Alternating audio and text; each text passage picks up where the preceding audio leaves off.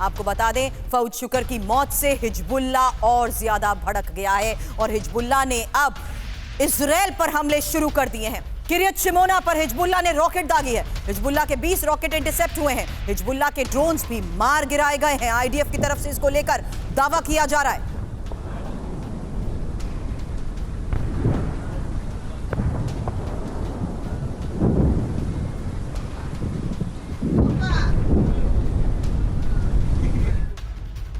और Golan Heights पर बड़ा हमला हिजबुल्ला करेगा। आपको बता दें, गोलान हाइट्स को आजाद कराएगा हिजबुल्ला। हिजबुल्ला की इजराइल को यह बड़ी धमकी है, बेरूत पर हमले का बदला लेने की धमकी।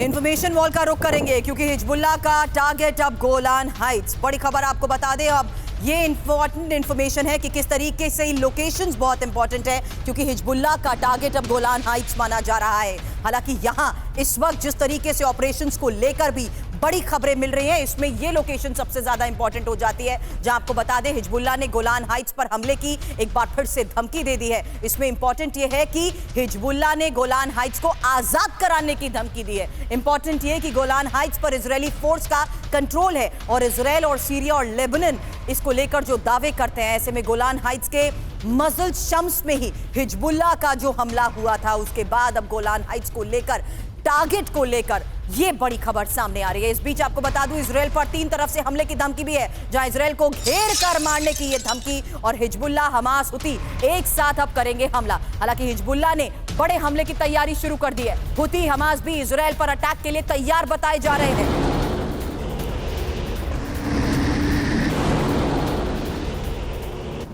तो इजराइल को घेर कर मारने की धमकी को लेकर ये बड़ी खबर क्या है, क्योंकि इजराइल से अब बदला लेगा कौन? हिजबुल्ला, हमास, हुती एक साथ क्या करेंगे हमला? क्योंकि अब हिजबुल्ला ने भी बड़े हमले की तैयारी कर दी है। इजराइल पर बड़े हमले की तैयारी को लेकर खबर यह है कि हिजबुल्ला, हमास और हुती अब बड़े हमलों को अंजाम दे सकते हैं, एक साथ कर सकते हैं ये हमला। और गोलान हाइट्स, गैलिली, तेल अवीव पर हमले की आशंका है। आपको बता दें, अगले 24 से 48 घंटे में इजराइल पर बड़े हमले की आशंका है। हालांकि शंकर प्रसाद सर, सवाल इसी लिहाज से आपसे करना चाहूंगी क्योंकि इसमें इंपॉर्टेंट ये हो चुका है, जो बात दीपक वोरा सर भी कह रहे थे कि अगर ईरान डायरेक्ट वॉर नहीं करता है तो क्या यही प्रॉक्सीज, यही ट्रिपल एच कहीं ना कहीं अब इजराइल के ऊपर हमलों को अंजाम देंगे? बहुत अच्छा सवाल किया आपने। देखिए, इसको 2 पार्ट्स में अलग देखना चाहता हूँ मैं। पहले तो ये, अब तक कन्वेंशनल किस्म की वॉर चल रही थी, जिस तरह से गाज़ा के अंदर अटैक हो रहे थे, एरियल अटैक हो रहे थे, ग्राउंड अटैक हो रहे थे, और जिस तरह लेबनान में हो रहे थे, जिस तरह यमन के ऊपर एक बम छोड़ा गया। अब एक नया पहलू आ रहा है इसके ऊपर। नया पहलू ये है कि the operation the shifting toward from conventional operations to covert operation. Covert operation के जरिए ईरान में भी हमास के लीडर को मारा गया। अब मैं कहता हूं कि ईरान चुप नहीं रह सकता, क्योंकि वो सारे जो जितने मिलिटेंट ऑर्गेनाइजेशन है उनका लीडर है, कुछ ना कुछ उसे करना पड़ेगा। क्या वो भी अब कोई कोवर्ट ऑपरेशन करेगा? जैसे वोरा साहब कह रहे थे कि शायद ईरान के अंदर भी किसी की सपोर्ट होगी उस हमास के लीडर को मारने के लिए।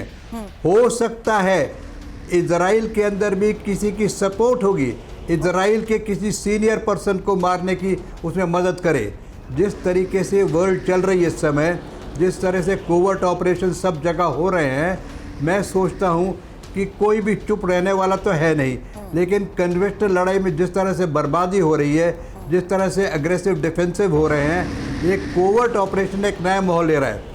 इस समय जो हमारे आइडियाज़ हैं वो जा रहे हैं। जिस तरीके से ओसामा बिन लादेन को पाकिस्तान के अंदर मारा गया था, उसी प्रकार से हमास का लीडर तेहरान में मारा गया है, उसी प्रकार से हिजबुल्ला का बेरूत में मारा गया है, उसी प्रकार से हुती का भी मारा जाएगा भी, जिसकी तस्वीर आप कुछ देर पहले दिखा रही थी। तो ये सब एक तरह से शिफ्ट हो रहा है अब from conventional operations to covert operations. तो कोवर्ट ऑपरेशंस किस तरह से अंजाम देंगे, कब देंगे, उसको इंटरनल सपोर्ट कितनी होगी, उसकी इंटेलिजेंस कितनी पुख्ता है, उसको किस तरह से कवर अप किया जाएगा, वो सब बातें डिटेल में देखने वाली हैं। On the basis of लेकिन that ये मत information, सोचिए आप क्या कि ये ईरान कहना कुछ नहीं बिल्कुल करेगा। सही होगा कि ईरान से 7 फ्रंट पर लड़ रहा है इजराइल? बड़ी खबर आपको बता दूं, क्योंकि इजराइल पर 7 तरफ से हमला कर रहे ईरानी प्रॉक्सी को लेकर खबर बड़ी है। प्रॉक्सी ग्रुप्स के जरिए युद्ध लड़ रहा है ईरान। पूर्व ब्रिटिश कर्नल का रिचर्ड कैम्प का यह दावा, ऑल आउट वॉर की तरफ बढ़ रहा है मिडिल ईस्ट। इंफॉर्मेशन वॉल का रुख करूंगी और 7 वॉर फ्रंट पर इजराइल वर्सेस ईरान। ये क्यों कह रहे हैं? क्योंकि अब जिस तरीके से लगातार हमलों को अंजाम दिया जा रहा है, इसमें ट्रिपल एच का मैं बार बार जिक्र कर रही थी। वो ट्रिपल एच है हमास, हिजबुल्लाह और हुती। और ईरान समर्थित हमास, हिजबुल्लाह और हुती जिस तरीके से इजराइल पर लगातार हमलों को अंजाम दे रहे हैं, ईरान समर्थित इराकी मिलिशिया